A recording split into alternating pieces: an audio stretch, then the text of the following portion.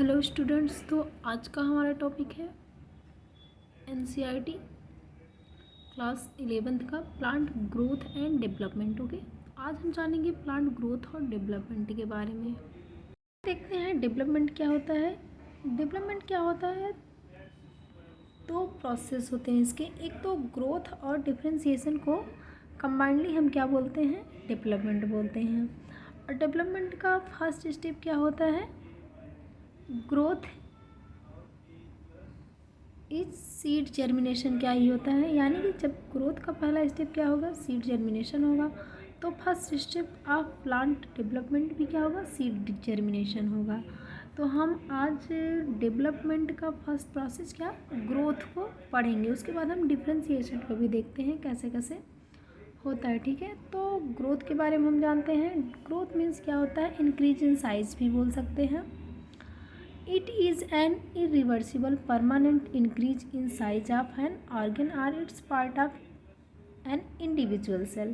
मतलब क्या होता है, एक इरिवर्सिबल प्रोसेस, यानी कि अगर प्लांट की ग्रोथ हो गई तो वो वापस नहीं, फिर वो प्लांट तो छोटा होगा नहीं। तो ये irreversible permanent increase in size है कि किसी भी प्लांट के साइज में परमानेंट इंक्रीजमेंट जब हो जाता है तो उसे क्या बोलते हैं, ग्रोथ बोलते हैं। और ग्रोथ कैसे होता है, मेटाबॉलिकल प्रोसेस होता है, जो कि जिसके कंप्लीट होने के लिए क्या होती है, एनर्जी की रिक्वायरमेंट होती है। तो growth completed by metabolic process that occur at the expense of energy. Okay, तो ग्रोथ हम देखते हैं जनरली क्या होती है, इनडिटर्मिनेट होती है, मतलब कि यूनिक टाइप की होती है। क्यों, because unlimited growth perform by through out life. और ये क्या करते हैं, पूरी लाइफ अपने ग्रोथ को परफॉर्म करते हैं। क्यों, क्योंकि इनके पूरे बॉडी में, मतलब कुछ पार्ट्स में, जैसे कि लेटरल साइड हो गया, इंटरकैलरी हो गया,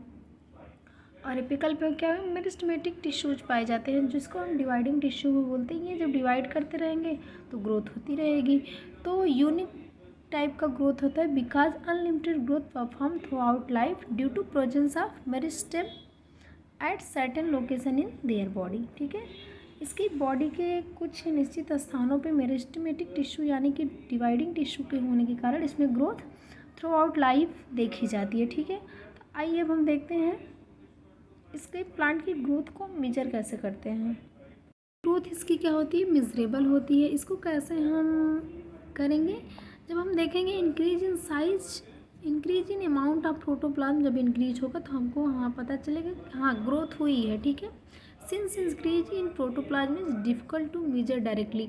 हम क्या करेंगे, प्रोटोप्लाज्म को डायरेक्टली मेजर करना तो डिफ़िकल्ट होता है, तो हम कैसे करेंगे, इसके मेजर करने के लिए बहुत से पैरामीटर्स होते हैं, जैसे कि इंक्रीज इन फ्रेश वेट, यानी कि इसके वेट में क्या इंक्रीजमेंट होता है। और ड्राई वेट में इसकी क्या, फ्रेश वेट मीन्स क्या होता है, जब ये हरा भरा रहता है तो क्या इसका वेट है, ड्राई वेट क्या होता है। तो इससे हम क्या करेंगे, पता लगा लेंगे हाँ इसमें ग्रोथ हुई है।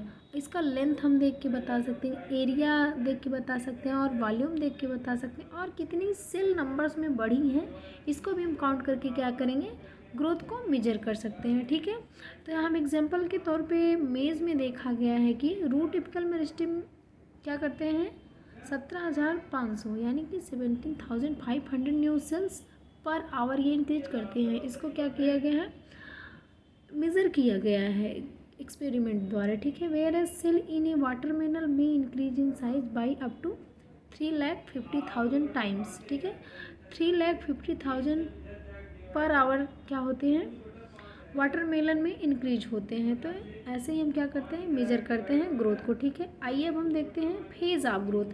तो ग्रोथ की फेज क्या होती है, 3 फेज होती है। The period of growth is generally divided into 3 phases, namely meristematic phase, या फिर हम इसको डिवाइडिंग फेज बोलते हैं, या फिर हम इसको लैग फेज भी बोलते हैं, जो कि बहुत स्लो होती है, स्लो प्रोसेस होती है। इसमें क्या होता है, प्रोटोप्लाज्म जो होता है डेंस होता है, और इसमें न्यूक्लियाई वैक्यूल्स बहुत छोटे छोटे होते हैं, न्यूक्लियाई बहुत ही डेंस्ड होता है, सारी चीज़ें जो होती हैं इसमें छोटी होती हैं, और ये डिवाइड करने में हेल्प करते हैं। फिर ठीक है, ये जब डिवाइड हो जाते हैं तो क्या होती है, सेल डिवाइड। दूसरी प्रोसेस क्या है, इलांगेशन फेज, या फिर हम इसको बोल सकते हैं एक्सपोनेंशियल फेज बोलते हैं, तो बोलते हैं लॉग फेज।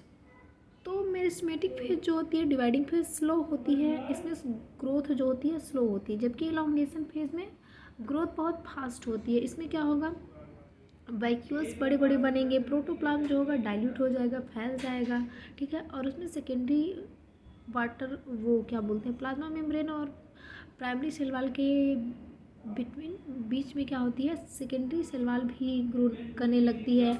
इससे क्या होती है, सेल की साइज जो होती है बड़ी हो जाती है। यही क्या है, इलॉन्गेशन फेज है, ठीक है। और तीसरी आती है हमारी मैचुरेशन फेज। जब सेल इलॉन्गेट कर गई तो उसमें सेकेंडरी ग्रोथ भी हो जाएगा, कॉर कैम्बियम बन जाएगा, और वो क्या करेगी, धीरे धीरे अपनी डिवाइडिंग क्वालिटी खो देगी, तो सेल क्या होगी, मेच्योर हो जाएगी। इसे क्या कहते हैं, मेच्योर फेज या स्टेशनरी फेज। इसमें ग्रोथ जो होती है नाम मात्र की होती है, यानी कि सेल्स होती हैं अस्थायी हो जाती है, ठीक है। तो यही क्या था, फेज ऑफ ग्रोथ था। तो कितनी फेज थी, मेरिस्टेमेटिक फेज, इलॉन्गेशन फेज और मैचुरेशन फेज, ठीक है। आइए हम देखते हैं अब ग्रोथ रेट को। तो the increase in growth per unit time is term as growth rate, ठीक है। ग्रोथ रेट क्या है, पर यूनिट टाइम में एक सेल से कितनी सेल्स बन रही हैं, वही क्या होगा, ग्रोथ रेट होगा। ये दो टाइप की होती है, एक एरिथमेटिक ग्रोथ रेट और एक geometric growth rate. Arithmetic growth rate में क्या होगा, एक सेल जब दो सेल बनेगी तो एक जो होगी नॉन फंक्शनल हो जाएगी, यानी कि मैच्योर हो जाएगी, ये डिवाइड नहीं करेगी, और एक ही फंक्शनल रहेगी जो कि डिवीजन करेगी। आगे चल के फिर जब ये दो सेल्स में बनेगी तो इसमें भी एक ऐसे, इसमें क्या होता है, 2 4 6 ऐसे सेल कॉन्स्टेंटली जो होती हैं बनती रहती हैं, और ये क्या होती है, स्लो प्रोसेस होती है एरिथमेटिक ग्रोथ, ठीक है। कि जियोमेट्रिक ग्रोथ जो होती है कंटिन्यूअसली होती है, और इसमें जो दोनों डॉटर सेल जो होती हैं डिवीजन करती रहती हैं, और ये बहुत फास्ट होती है। जबकि एरिथमेटिक में क्या होती है, एक ही डॉटर सेल जो होती है डिवाइड होती है, और एक डॉटर सेल क्या होती है, मैच्यूरेशन फेज में चली जाती है, डिफ्रेंशिएट होने चली जाती है, ठीक है। तो हमको पता चल गया, हम देखते हैं ये जाइगोट डिवाइड होके डॉटर सेल बना। डॉटर सेल से देख रहे हैं geometric phase all cells divide हो जाती हैं, जबकि एरिथमेटिक फेज में केवल एक ही सेल डिवाइड होती है, एक कहाँ चली जाती है, मैचुरेशन फेज में चली जाती है, ठीक है।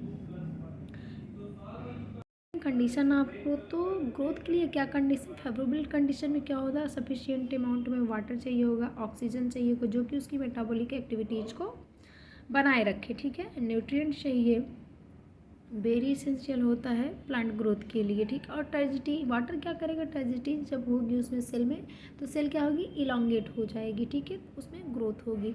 ऑक्सीजन क्या करता है, help in releasing metabolic energy essential for growth activities, ठीक है। टेम्परेचर भी ऐसी ग्रोथ के लिए इम्पॉर्टेंट होता है, ठीक है।